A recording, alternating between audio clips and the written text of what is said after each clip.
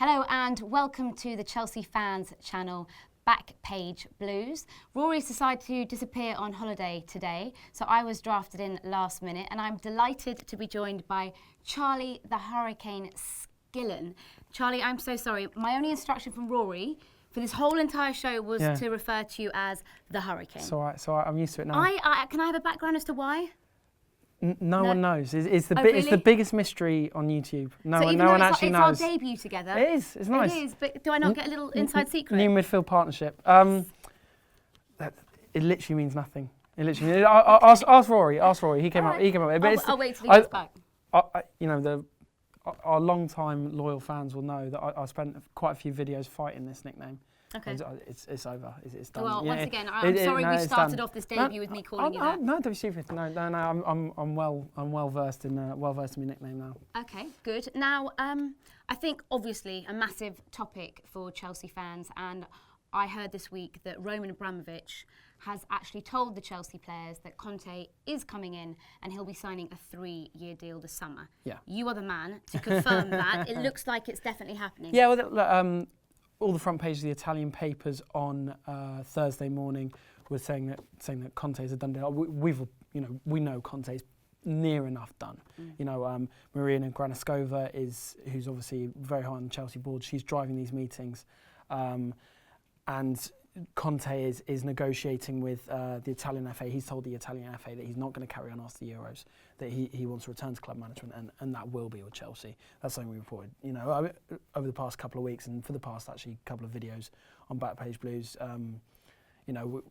Conte's always been the most likely for the last month or so, but now it's pretty much set to happen. Yeah. Now, obviously, all the big teams around us are making massive changes in the summer. You've got, looks like obviously United disappointingly is getting Jose. Yeah. Pep obviously going to City. Yep. Liverpool already made Klopp. Pochettino staying with Spurs. Big changes. Chelsea have to be making these changes. We have to be moving forward. Yep. Now, Conte is going to want to come in and, having seen how the season's gone, will want to be making changes. Firstly, tell me who you think should be departing Chelsea Football Club this summer. Who should be is not quite the same as who will. Okay, you tell me who will be. Yeah. I mean, I've said this before, and I get such abuse on Twitter, so I'm quite scared. But so do I. So don't worry. It's all right. We'll stick with it. We don't care. Chelsea will certainly get offers for Courtois, Costa, and Hazard. Certainly get offers for them. Whether they leave the club or not, it's up in the air. It depends how much Chelsea want to keep them. It depends how much they want to stay at the club. Hazard is well known to be ready to move to Real Madrid. Costa again isn't quite settled, and it's not out of the realms of possibility that Courtois moves on as well. The other big departure is looking almost certain to be like John Terry. He's still not had a contract offer. He's still weighing up different options. I still can't get my head round as the football club. No, I know. The first man you'd put down on the team sheet, the club captain, the most successful captain we've ever had. Yeah, by a mile. Why does it? It doesn't make sense to me. Why are we not shifting? Zuma's injured. Yeah, it makes even less sense to me. I'd love to tell you the reason behind it. And no shift at all. You're not hearing any potential changes it's not set in stone at the minute, but there's still no offer on the table. Terry is still looking at different options abroad. He won't be going to a club in the Premier League, but obviously that leaves a huge hole, one that can't be filled actually, but one that they will try and fill with different defenders. Conte is known to want some defenders that he's worked with before. Giorgio Chiellini, Leonardo Bonucci, who both worked with Juventus to great success. Unfortunately, the fact that they are tied down for the long term, and they're both kind of the wrong side of 25. Chelsea want to be looking at kind of younger players. Those might be a bit difficult. Equally, John Stones is obviously a long-term club target. Not quite so sure that Chelsea are the favourites for him anymore. Obviously, Everton are having a big takeover, and they're going to make keeping John Stones absolutely central to their plans. But the likes of Manchester City, who will obviously be armed with Guardiola, they're sort of the favourites for him now. So it might be a case of looking at that sort of tier below, maybe for some sort of reserve players. Chelsea have actually looked at Scott Dan from Crystal Palace. What's your take on that? I saw that today. Quite a lot of money as well. when Palace want 20 million, Chelsea are not going to pay that Right. for a player which has no resale value because he's 28.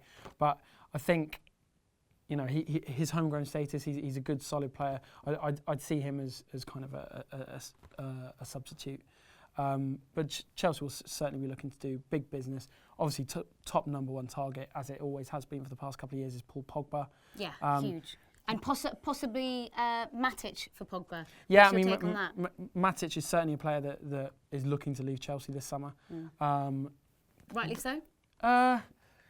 It seems to me, he's barely played well this season at all, so it seems to me like his time at Chelsea might be coming to a natural end.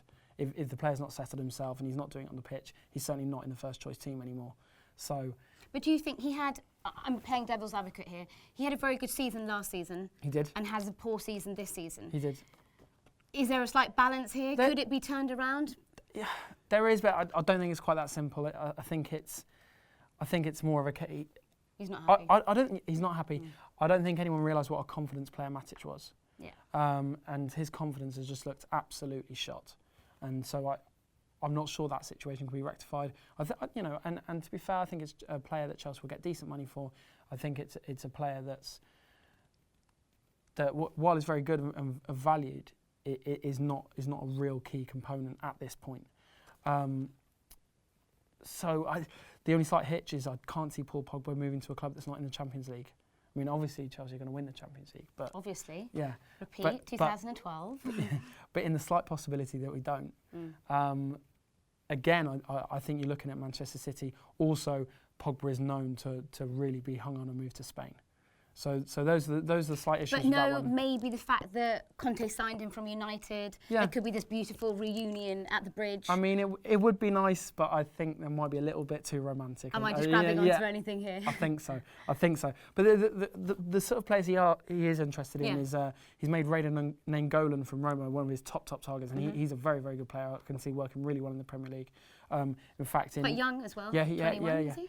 No, I think he's a little bit older than that. Okay. But Conte works with a sort of he works in a sort of 3-5-2, which has a sort of central midfield three.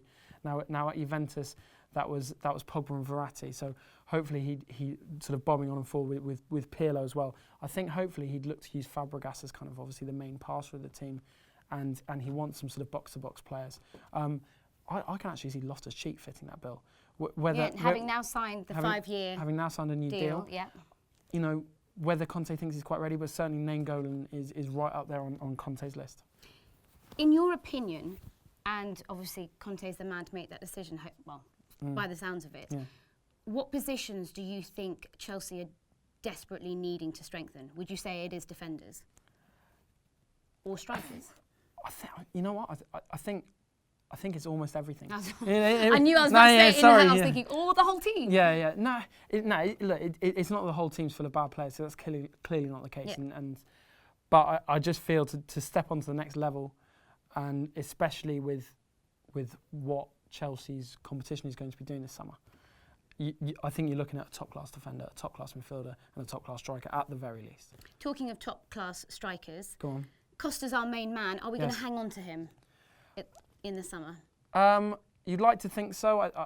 He's been revitalised. Yes, you know, in fact he's been, I think, probably the biggest change since in one player since the terrible first half of the season and then the much better stuff of recent weeks. I've said on this channel loads of times before that he would favour a move to Madrid. Atletico Madrid are ready to make that happen. That's the noises out of their camp. Obviously, they're ready to make that happen. I still hold hope that he's going to be a Chelsea player next season. But certainly we're going to need some backup strikers. Okay, now moving on, going back to the managerial situation. Yeah.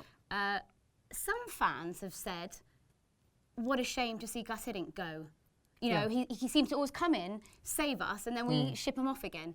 Maybe, obviously, possibly that's what he wants, but it's a shame to sort of see him disappear completely. Yeah, I mean, Guus Hiddink is not going to stay Chelsea manager. That's an absolute fact. He's been brought in to do this job and he's done it well.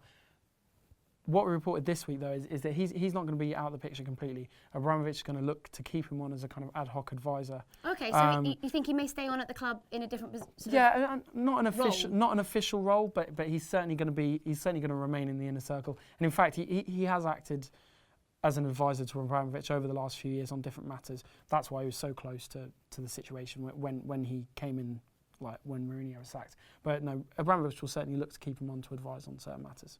Okay, well, that is all we have time for on part 1. Charlie, thank you so much. No worries. Who needs Rory, eh? See you, Rory, you're losing your job. No, not at all. But yeah, join us for part 2. You will stay with me. We're going to have quick question fire round. So yeah, join us then. We are 8 points off 4th. Where do you think we will finish in the league?